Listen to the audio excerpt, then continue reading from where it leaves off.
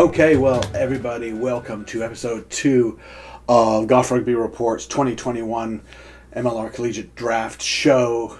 And I want to talk this, before we get into sort of speculating about picks, which will be episodes 3 and 4, we're going to talk a little bit about who projects as some of the top players in the draft and why that is. And we'll talk a little bit about philosophy philosophy of drafting rugby players, not anything bigger than that. And what are on the minds of some of the general managers of the teams as they go through it. So we're going to talk a little bit about, go position by position to talk about some of the top players. Not really ranking them, I think it's a little unfair. But we are maybe talking about some of the players who might bubble to the top.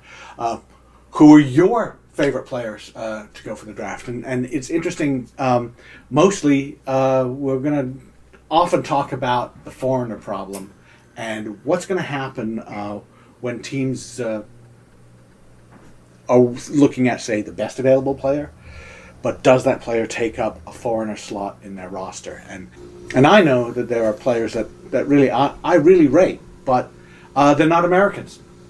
So do I want to give up a spot for them? And maybe I do. Maybe I do.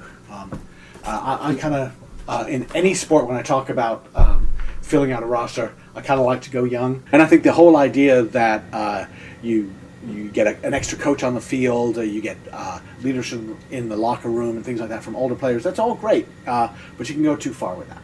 You certainly can. So let's have a look. First of all, let's talk about positions. Let's start at the lowest number. So let's go with number 1, and let's talk about props. Loose head and tight head, and there's a reason I'm combining it. So let's look at the props.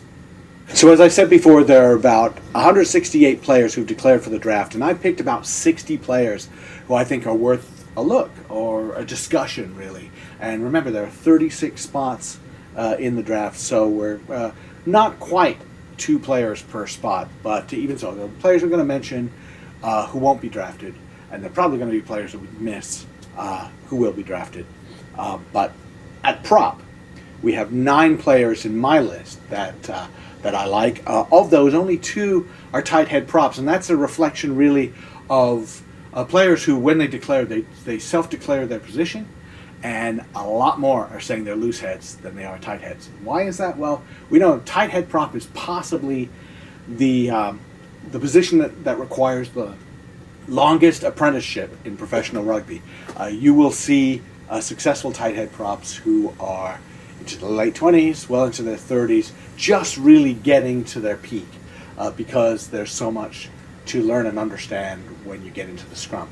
So with that in mind, I lumped them all together and look at props. So in the front row, this is a situation where if you're not quite sure who you want to draft, and you're looking around and there's some good players here, I really think the players should lean toward tight 5. I've been saying that for a while. Remember, I mentioned that I was surprised last year that so many backs were picked, especially early on, and I think I'm just going to go with my own feeling on this, that they should be drafting in the front row. So, all right, so we're going to start with a player from Notre Dame College, Sam Klimkowski. Now, here's a big, bulky, large front row prop, loose head prop from Notre Dame College, and I think that some people were a little bit reserved about him.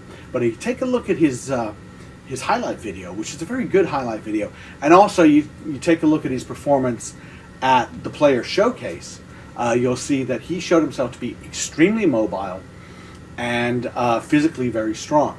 So you got a guy who is big, who can hold himself in the scrum and actually get around the park. He's 270 pounds, but he doesn't really move like 270. He moves more like he's about 245.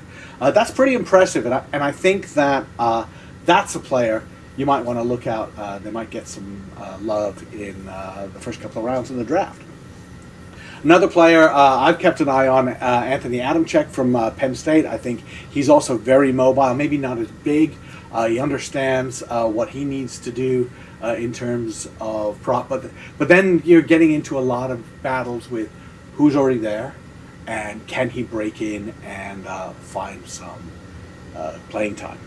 Two more players to really think about. Peter Reyes from Kutztown University. Now, he looks a little bit more like a number 6, but we're going to be talking an awful lot in this show about players who are good at loose forward, who actually should funnel into the front row. Reyes lists himself as a loose head prop, very physically powerful, can move around. I wish I saw more about what he can do in the scrum, and I think that's basically what scouts are going to want to know. How well can he scrum? But he's a strong body and understands how to work in the rucks and can play defense. So there's a player to watch. And then we're talking about Emerson Pryor from Trent University. Now here's a Canadian player who really is kind of the complete package, and he's already been training with the Toronto Arrows. And I get the feeling that if the Arrows are smart, this is a player they might want to nab real early. He's 6'2", 260. He moves around the park really well. He has a very high work rate, physically strong. And, if you know my biases, there are a couple of little biases. One of the things is you check on what's his major. He's a nursing major. And I have a huge amount of respect for people who go into nursing. And they are people who work hard, are physically strong, and don't mind being uncomfortable. Next up is hooker. Now, this is a really interesting position for me because, first of all, it's my favorite position. It's a position that I played quite a lot. But also, there are a lot of hookers, more hookers than tight head props in the draft. And some of them, well, I'm not sure. I've seen enough from them. It's really important to be precise in set piece, especially with your throws. If you're not playing tough opposition, then that's a bit of a question. So there are several hookers that I've left off my top list. And at the same time, I've taken a couple of players who play normally other positions and shoved them into hooker. Now it's not a complete cheat because the players that I've moved have declared hooker as kind of their secondary position. I've looked at them and say, it's really your primary position. Now, an example of that is someone who switched when he was in high school, which was Isaac Bales. And Isaac Bales really impressed as a high schooler, mostly as a loose forward. But he goes into college. They realize he's not getting an awful lot taller, and really, he's a hooker. So like Bales, that's one of the players that is worth looking. There's another player that I really rate very highly, partly for his intelligence and his leadership. That would be Joey Backey from Western Michigan. Played number 8 for Western Michigan most of the time. Captain of the team, president of the club, pretty much done all of it. But Backey lists his secondary position as hooker, and really notice this at the CRC Sevens Championship. He's bulked up quite a bit, and I think that's by design because he understands that hooker may be his way in. I rate him very highly. He's an intelligent rugby brain and an intelligent brain in general. To paraphrase John Madden when he talked about football, God help you if you sign up a dumb rugby player. You really need someone smart. I like Backey a lot. Another one when we're talking about switching positions, Cody Earhart from Lindenwood. Lists himself mostly as a flanker, played a lot of flanker for Lindenwood, but he does understand that hooker is a secondary position at 5'11", 220. This is a body type of a hooker. It really is, and you watch some of his play around the park, what he's able to do. He moves quickly. He's quick over the ball in the rucks, tackles hard, tackles low, but all of it is a good hooker's kind of play.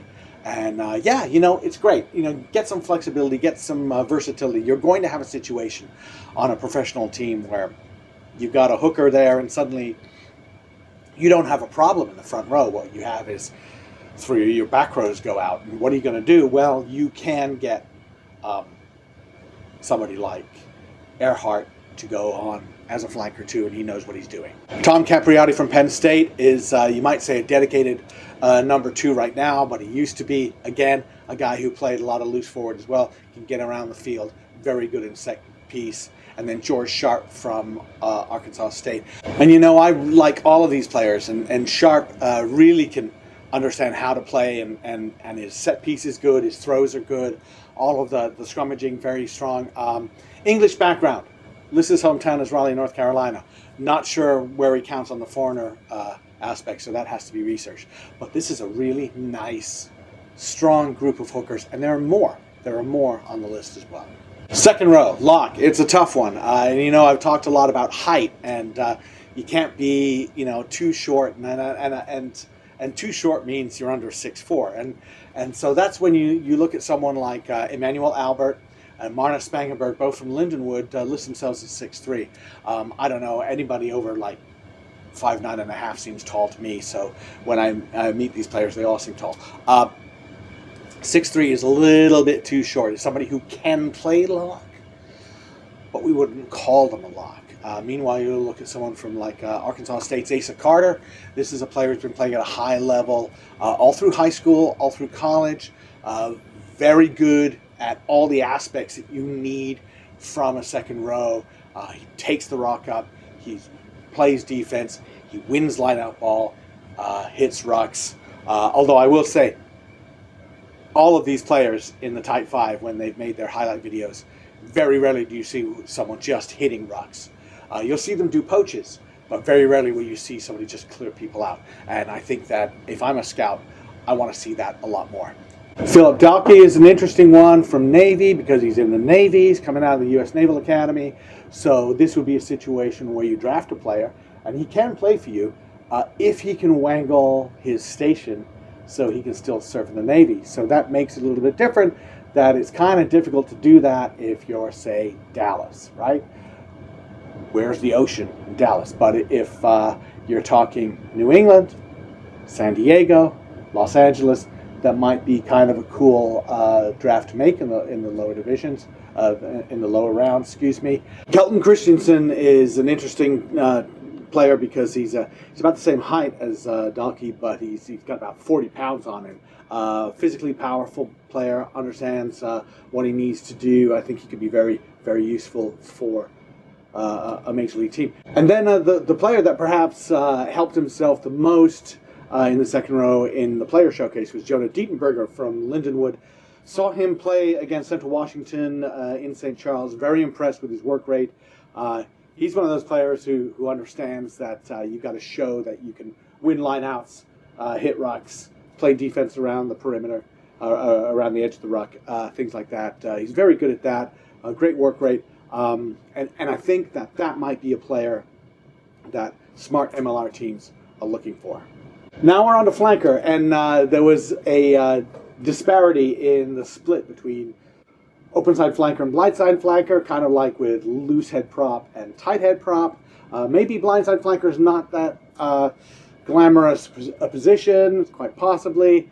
I played it a little bit. It's not glamorous, that's why I liked it. But we do have a couple of blind side flankers and players who declared that this is my position, both from Lindenwood. Both played lock at Lindenwood, Marna Spangenberg and Emmanuel Albert. Spangenberg, foreign player, so again, it's tough to get drafted when you're a foreign player. But you can still get in as a free agent, and it might be a little bit easier that way. Albert, Rudy Schultz Award winner as the best collegiate player in the country, can do a lot of things. And if you watch the Club Sevens Championships, you'll see that he scored a breakaway try or two. He can run, he can move, he runs the line out for Lindenwood, or ran it, I guess, past tense. Plays defense, makes tackles, hits rucks, all of those things, all of the things that really a major league professional team needs out of a number 6 who could also play 4 or 5 and have no problem putting that number on his jersey. So Albert, could he go really high? Could he go number 1? Yeah, he could. We're not saying he has to because he's the Rudy Schultz winner, but he could go pretty high. Open side flanker is a different deal because we see a lot of players saying, hey, I'm an open side. And again, the foreigner situation comes into play. Patrick Regan, great player for UCLA, really smart, coached the team when they were out of a coach at one point when he was injured. So it's somebody who understands the game a lot. And I think if I'm their hometown, I'm his hometown team, LA Giltinis, might take a flyer on him. Also, a foreign player, Sean Tarawiti from BYU. Really good runner of the ball, gets around the park very well, and you could do a lot worse than getting him on your side. But again, that's slots. So domestic guys. Hamid Wahidi is from the University of Ottawa, a little bit more of a classic open side from more old school open side, I guess. A little bit smaller, 5'10" or so, and only, maybe 210, 215, something like that. Not super big, but he gets around the field a lot. Gets a lot of work done. Could be a really good option for the Arrows, Seawolves, who like to get some Canadian players. Remember, Canadian players count as domestic in the United States, but you still have to work on the visa issue. Then you've got Joe Russell-Cuddy, who is also sort of a classic number 7, just a little bit bigger than Wahidi, really understands the game. And he's been playing in Eagle Impact and High School All-Americans, and then Collegiate All-Americans and Top Flight select teams for a long time. And it's easy to forget, because we see him a lot in 7s. He's easy to forget he can play 15s, and really is one of the best there, because he gets to the ball. He likes to play the defense and the poaching game and the annoy you game. He's not, I wouldn't say he's a big time ball carrier, but I think that's a good thing, because it's just, he sees too many players caught up in being a big time ball carrier. I also think it would be fun to draft Russell-Cuddy, because he's kind of a fun guy, and he's an interesting character. That's good in the locker room sometimes, and it's certainly good also for fan engagement. So you get check a lot of boxes with him. I've got 4 number 8s on my list. We're going to talk about all 4 of them, because they all have unique abilities and unique challenges as well. Number 1 there on the list would be Tinashe Machina, and he was the captain of Lindenwood, and could very well, I mean, if we didn't have any foreigner issues or, limitations on foreign players on roster, he might go number 1, because he gets a lot done. He's very smart, understands what's needed in terms of a leader, a line-out guy, a defensive guy, an offensive guy, can slot in at second row, just gets so much done. And also, almost as important, is I'm given to understand that outside North America, Tinashe Machina's mom is one of my biggest fans. So, hi, Mom. Nice to see you. Hope you're doing well. And you should be proud of your son, because he's a good guy and a good rugby player and a good leader. But we do have the foreign issues, so you've got to sort of look a little bit more domestic. Cabell Robinson for Kennesaw State has been playing at a good level. He's got a lot of the things you want. He's a big, tall guy, and he moves around, multi-skilled. Is the competition level he's getting in the SCRC enough to allow him to step right onto a professional team? Maybe, maybe not. I don't think that you have to be D1A. It really, really helps to be D1A to step into the pro league. I think, though, that there are always special players who understand that they need to do something bigger. I think Robinson is capable of that. Decor Davis from Queen's University Charlotte. I gotta say, I like him as a player. He's kind of a baller, really. Really fun to watch. He's not a number 8. He's not tall enough. He's not really big enough. He's very powerful. I would, and I made some other players move to hooker, right? I'd move him to hooker. I might even try to teach him to be a prop. He could be a 6. He's not a number 8 on a professional team, but he's somebody you really want to give the ball to.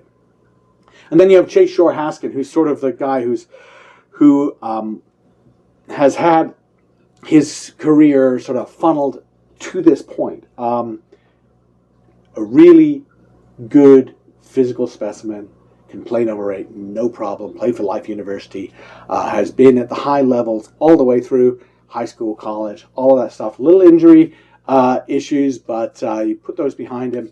I think probably in the end, Shore-Haskin would be the first choice pick if someone's drafting a number 8, partly because he's an American. All right, so that is part 1. We went a bit long, so we're going to split it up, forwards and backs. Part 1 of episode 2. Part 2 is going to come shortly, and we'll hit the backs next time. Thanks a lot for your support, and keep it tuned to Golf Rugby Report. We'll see you later.